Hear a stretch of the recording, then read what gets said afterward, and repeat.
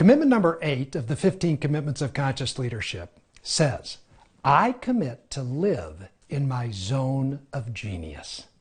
Now, when we work with leaders and teams and organizations, it's often very common that people will say, what's my zone of genius?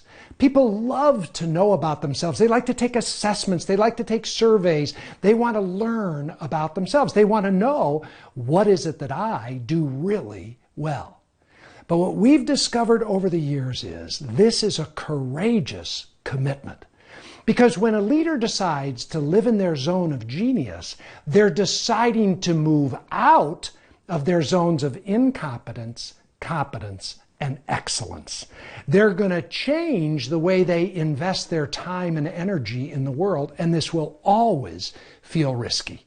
Do you see, most of us have become incredibly successful living in our zone of excellence. Our zone of excellence are things that we do exceptionally well. We do it better than most people. And when we do it, people respond. We get paid for it. We get promoted.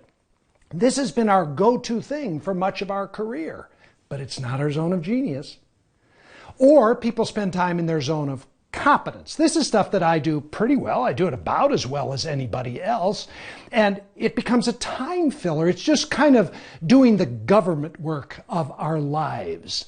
And people get used to doing their zone of competence. Some leaders are still spending time doing things they're incompetent at.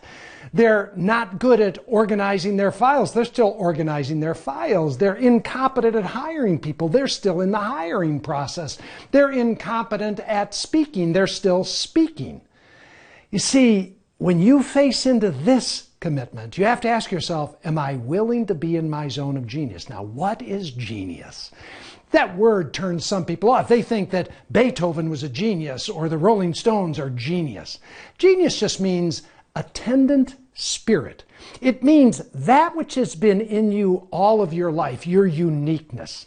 Genius is that thing that you do effortlessly and easily. And when you do it, you lose track of time. When you're in your zone of genius, you get a disproportionate return on the investment of energy expended.